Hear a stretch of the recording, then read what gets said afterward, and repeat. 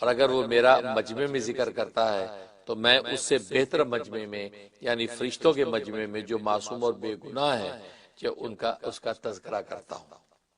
اگر بندہ میری طرف ایک بالشت متوجہ ہوتا ہے تو میں ایک ہاتھ اس کی طرف متوجہ ہوتا ہوں، اور اگر وہ ایک ہاتھ بڑھتا ہے تو میں 2 ہاتھ ادھر متوجہ ہوتا ہوں، اور اگر وہ میری طرف چل کر آتا ہے تو میں اس کی طرف دوڑ کر جاتا ہوں۔ یہ حدیث جو امام بخاری اور امام مسلم کی متفق علیہ حدیث ہے، یہ ذکر کی ہے۔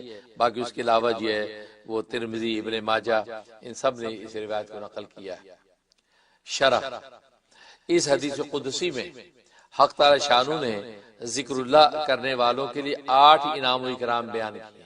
8 انعام و اکرام بیان ہوئے۔ نمبر 1، بندہ مومن کے گمان کے مطابق اللہ تعالیٰ اپنی رحمت و قدرت کو موڑ دیتے ہیں، اور اس سے بندے کے گمان کی قدر و قیمت بتلائی گئی ہے، اور در پردہ نیک گمان کی تلقین بھی کر دی گئی۔ اب بندہ جیسا گمان رکھتا ہے اللہ کے بارے میں تو ویسے ہی اللہ تبارک و تعالیٰ اس کا معاملہ کرتے ہیں۔ تو کہ بندہ مومن کا جو گمان ہے اس کی اللہ کے بڑی اہمیت ہے، تو اس کی قدر و قیمت بتائی، اور گویا کہ در پردہ نیک گمان کا جو ہے اشارہ کر دیا کہ آپ نیک گمان اللہ کے بارے میں رکھیں۔ اللہ کے بارے میں جب نیک گمان رکھیں گے تو اللہ تبارک و تعالیٰ بھی آپ کے لیے نیک فیصلے کریں گے۔ نمبر 2، ذاکر کو اللہ سبحانہ و تعالیٰ اپنی جلیل قدر معیت اور رفاقت عطا کر دیتا ہے۔ ذکر کرنے والوں کو اپنی معیت عطا کر دیتا ہے، تو فرمایا کہ میں اس بندے کے ساتھ جو میرا ذکر کرتا ہے میں اس کے ساتھ ہوتا ہوں، تو اللہ کی معیت نصیب ہوتی ہے۔ نمبر 3، بندہ ذاکر کے منشا اور مرضی کے مطابق چپکے چپکے اس کو دل میں یاد کرتا ہے۔ تو گویا کہ بندہ دل میں جب یاد کرتا ہے تو اللہ تبارک و تعالیٰ بھی اس کے منشا کے مطابق اس کو دل میں یاد کرتا ہے، کیونکہ ذاکر کا منشا دل میں یاد کرنے کا ہوا تو اللہ تبارک و تعالیٰ کو اس کا یہ دل میں یاد رکھنا، یہ اس قدر یہ منشا اس کو پسند آتا ہے کہ اللہ بھی اسی کے مطابق دل میں یاد کرتا ہے۔ اس سے بھی ذاکر کی اہمیت کا پتہ چلتا ہے۔ نمبر 4، اور اگر ذاکر اجتماعی مجلس میں اللہ کا ذکر کرتا ہے تو اللہ اس کے منشا کے مطابق مجمع میں اس بندے کو یاد کرتا ہے۔ بندہ اگر مجمع میں اللہ اللہ کر کے یاد کر رہا ہے تو گویا کہ اللہ تبارک و تعالیٰ بھی پھر اس کو مجمع میں یاد کر رہا ہے۔ نمبر 5، بلکہ انسانوں سے زیادہ پاکیزہ اور نورانی مجلس میں اللہ اس بندہ ذاکر کا تذکرہ کرتا ہے۔ تو گویا کہ فرشتوں کے مجمع میں اللہ تبارک و تعالیٰ اس بندے کا ذکر کرتے ہیں، اور ظاہر ہے کہ ملائکہ کا مجمع جو ہے اس بندے کے دنیا کے مجمع سے بہت اعلیٰ عرفہ اور پاکیزہ ہے، تو یہ بہت بڑا انعام۔ نمبر 6، پھر اللہ کے ہاں اس ذاکر کا یہ مقام ہو جاتا ہے کہ اب یہ ذکر کے ذریعے اپنے اللہ کی طرف ایک بالش بڑھتا ہے تو اللہ اس کی طرف ایک ہاتھ بڑھ کر قرب اجلال عطا کر دیتا ہے۔ تو گویا کہ اللہ اس کے بڑھنے کی اس قدر جو وہ قدر کرتا ہے کہ وہ ایک بالی بڑھتا ہے تو اللہ ایک ہاتھ اس کی طرف بڑھتا ہے۔ نمبر 8، بندہ ذاکر جب ایک ہاتھ اور بارش کی بجائے باقاعدہ اور متواتر اللہ کی طرف چل نکلتا ہے تو اللہ تعالیٰ اس کی طرف دوڑ کر ایسا قرب اجلال عطا کر دیتا ہے کہ اللہ اس کی آنکھ بن جاتا ہے جس سے وہ دیکھتا ہے، اللہ اس کا ہاتھ بن جاتا ہے جس سے وہ پکڑتا ہے، اللہ اس کے قدم بن جاتا ہے جس سے وہ چلتا ہے۔ دیکھو کس قدر اس ذاکر کی اللہ کے یہاں قدر و قیمت ہے کہ اللہ تبارک و تعالیٰ اس کی آنکھ بن جاتے ہیں جس سے وہ دیکھتا ہے۔ تو گویا کہ اللہ تبارک و تعالیٰ کی نصرت اور تائید اس قدر اس کے ساتھ ہو جاتی ہے۔ گویا جس قدر ذاکر ذکر اللہ میں کثرت اور مجاہدہ بڑھاتا جائے گا اتنا ہی اللہ کے قرب کی جانب ترقی کرتا جائے گا۔ نیز ذکر نفسی اور قلبی کی فضیلت اور قبولیت عند اللہ کا پتہ چلتا ہے۔ تو گویا کہ اللہ کے ہاں جو ہے ذکر نفسی یعنی قلب میں یاد کرنے کی بھی بڑی فضیلت و اہمیت ہے کہ حق تعالی شانو بندے کے قلبی اور سری ذکر کو قبول کر کے خود بھی اس بندہ ذاکر کا تذکرہ اپنے قلب اور نفس میں کرنے لگتے ہیں۔ اس رب عظیم کی شان کے لائق ہے۔ ظاہر ہے کہ قلب و نفس میں ذکر کرتے ہیں، اب وہ قلب و نفس کیسا ہے ویسا جیسے اس رب عظیم کی شان کے لائق ہے، ہم اس کا کوئی ہے تصور قائم نہیں کر سکتے۔ اور ساتھ ہی ذکر لسانی اور جہری کا اجتماعی مجلس میں ہونا بتلایا گیا کہ ذکر جہری اور مجمع کے اندر ذکر اس کا بھی ثبوت مل رہا ہے، وہ ہے کہ اس کا بھی ذکر کر دیا، اور ساتھ ہی ذکر لسانی جہری کا اجتماعی مجلس میں ہونا بتلایا گیا ہے، اور اس کا فضل و قبول ایسا کہ خود رب کریم فرماتے ہیں کہ میں خود بھی اس بندہ ذاکر کا ذکر اجتماعی ایسی مجلس میں کرتا ہوں جو ملائکہ کی نورانی مجلس ہوتی ہے۔ اور مجلس و مجمع اس لیے کہا اس میں بلند آواز سے جہری ذکر ہوتا ہے۔ تو دیکھو مجمع کو جہری ذکر لازم ہے۔ اب مجمع اکٹھا ہوتا ہی اس لیے تاکہ سارے مل کے جہری ذکر کریں، لا الہ الا اللہ، لا الہ الا اللہ، یا اللہ اللہ اللہ، اس کا ذکر کریں۔ تو معلوم ہے کہ جہری ذکر کرنا بلند آواز سے خود یہ اللہ تبارک و تعالیٰ کی حدیث قدسی یعنی اس کا منشا ظاہر ہو رہا ہے، اس لیے جو ہے وہ جہری ذکر جو ہے کرنے کو اس قدر پاکیزہ قرار دیا۔ حدیث نمبر 2،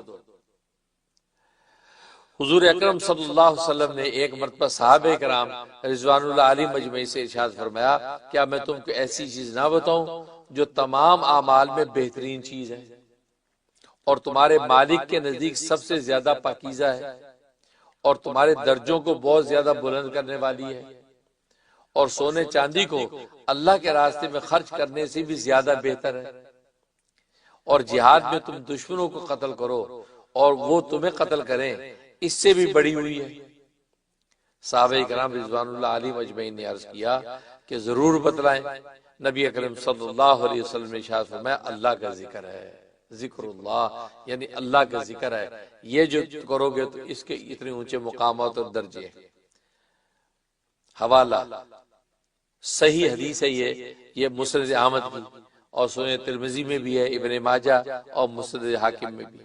شرح اس حدیث مبارکہ میں رسول اکرم صلی اللہ علیہ وسلم نے خاص اللہ کے ذکر کی 8 فضیلتیں عجیب و غریب انداز سے بیان فرمائی ہیں، حالانکہ وہ تمام اعمال جن کے تقابل میں حضرت صلی اللہ علیہ وسلم نے اللہ کے ذکر کو آخیت اور عرفہ قرار دیا ہے، عمومی معنی میں، حالانکہ وہ بھی ذکر اللہ میں داخل ہے، وہ سارے اعمال بھی ذکر اللہ میں عمومی معنی میں داخل ہیں، لیکن اللہ تبارک و تعالی خاص اللہ کا ذکر جو ہے اس کو عرفہ اور آخیت قرار دیا۔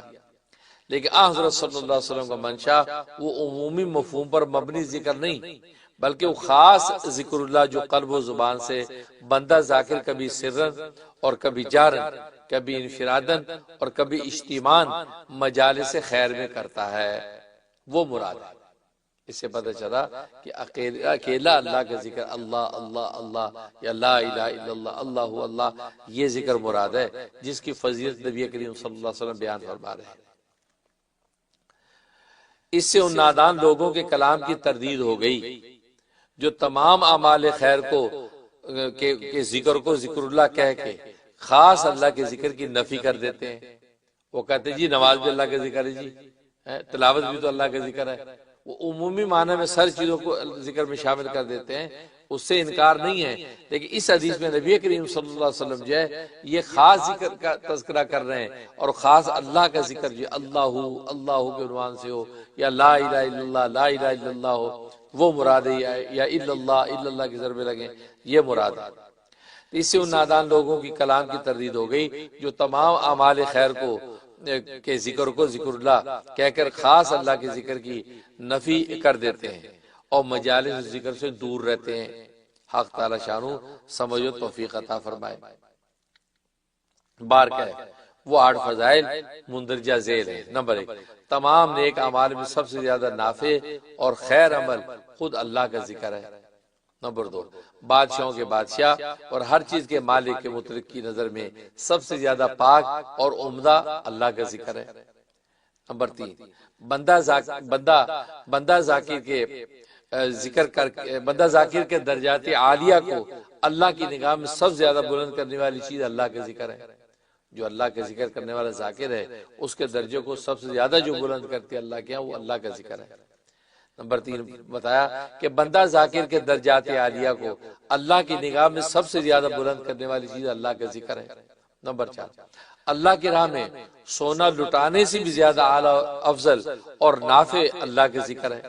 حالانکہ انفاق فی سبیل اللہ کی کس قدر اہمیت ہے کہ وہ کسی ذی علم و فضل سے مخفی نہیں، مگر اللہ کا ذکر جس میں بغیر کچھ خرچ نہیں کرنا پڑتا وہ سب سے عرفہ ہے۔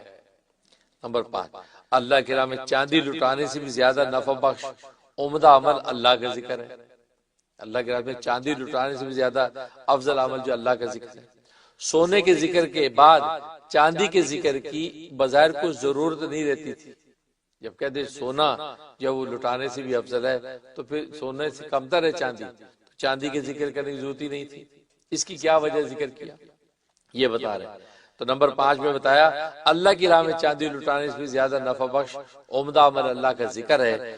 سونے کے ذکر کے بعد چاندی کے تذکرہ کی بظاہر کوئی ضرورت نہیں ہونی چاہیے تھی، مگر رسول اللہ صلی اللہ علیہ وسلم نے سونے کے انفاق کے بعد چاندی کا ذکر کیوں کیا؟ حالانکہ سونا بظاہر چاندی سے زیادہ قیمتی ہے۔ تو جب ذکر اللہ زیادہ قیمتی شے کے انفاق سے زیادہ اعلیٰ اور خیر ہے تو ادنا شے سے تو بطریقہ اولا عرفہ ہوگا، بطریقہ اولا عرفہ اور اعلیٰ ہوگا، تو پھر چاندی کی ذکر کی کیا ضرورت ہے؟ یہ شبہ آپ حضرات کو سمجھ میں آ گیا ہوگا کہ جب سونے کا ذکر کر دیا کہ سونا لٹانے سے افضل اللہ کا ذکر ہے، تو بعد میں پھر کہا چاندی لٹانے سے بھی افضل اللہ کا ذکر ہے، تو یہ سونا تو اعلیٰ چیز ہے، اعلیٰ سے جب یہ ذکر افضل ہے تو چاندی تو ادنا ہے سونے کے مقابلے میں، اس سے تو بطریقہ اولا آٹومیٹکلی افضل ہوگا، اس کا ذکر کرنے کی ضرورت کیا تھی؟ یہ اس کا جواب دے رہے ہیں۔ دراصل یہ ہر شخص کی اپنی حیثیت کے مطابق ارشاد نبوی ہے۔ سونا چونکہ مہنگا اور قیمتی ہوتا ہے وہ کسی کسی کے پاس ہوتا ہے، ورنہ متوسط ادنا درجے کے لوگوں کے پاس عام طور پر چاندی اور چاندی ہی کے زیورات ہوتے ہیں۔ تو مالدار کے حق میں سونا خرچ کرنا بڑا عمل ہے، مالدار کے حق میں سونا خرچ کرنا بڑا عمل ہے، لہذا اس اعتبار سے ذکر اللہ کی فضیلت بتلا دی کہ اللہ کے ذکر سونا خرچ کرنے سے بھی افضل، جبکہ ایک عام متوسط شخص کے حق میں چاندی بھی اسی قدر قیمتی اور مہنگی چیز ہے جس قدر ایک مالدار کے حق میں سونا قیمتی ہے۔ تو عام آدمی کے اعتبار سے بھی ذکر اللہ کی فضیلت واضح کر دی کہ اس شخص کے راہ للہ